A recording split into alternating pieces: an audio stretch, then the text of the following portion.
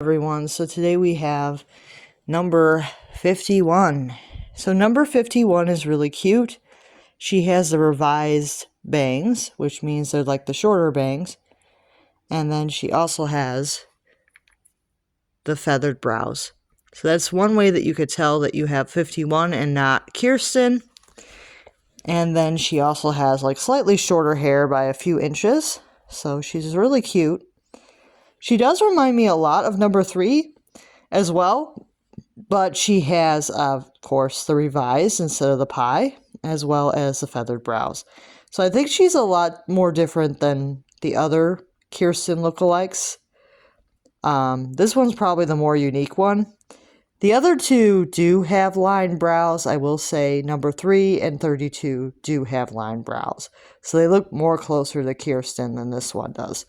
But I believe 32 has the revised and has slightly shorter hair than this doll. I think 32, it's like a shoulder length. It's a little shorter. And number 3, it's about the same length as this doll, but she has the pie. So 3 is the most similar. 3 is the most similar.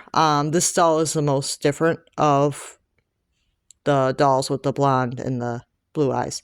And a lot of people think that this one is the most similar. No, it's actually 3. Yeah, it's actually number 3 that's the most similar to Kirsten out of all of the blondes with the blue eyes. Truly Me dolls. 3 is the most similar, then 32, and then 51. So people who always say, oh, 51 is so boring. No, 3 is the boring one. I'm going on a weird tangent there, but 3 is actually the most boring of the Truly Me dolls with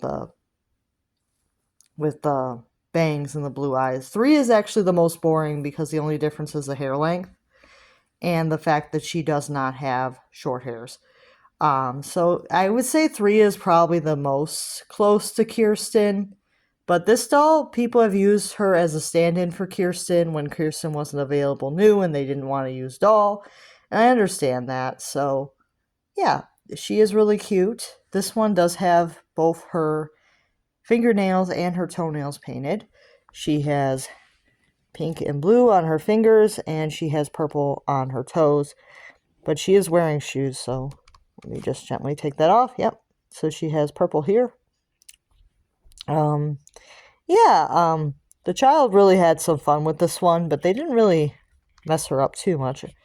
Because the only thing that's really different about her from factory is her nails, which I think I can actually live with. I can live with her nails. I'll just leave that off for now. I can live with the nails being painted, and I think she might have a little bit of nail polish on the one leg, but overall, she's not in bad shape. She's not chewed, and her hair is not too breakage-y. It seems a little dry, but it's not too bad. So I do like her. I think that she was worth buying the lot to get her. But I think I mostly bought the lot for 108. But yeah, she came in the same doll lot as 108.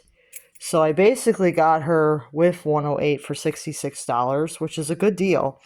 Because it only makes the two of them, I think, $33 each, which is a great deal for these two dolls. So I really like her at $33, definitely a good deal for her. I did get one other doll in the lot, but I'm not really counting that one because it's not in the best condition. Well, I actually got 2 more dolls in the lot, but one of them I decided to donate back, so I'm not counting that one.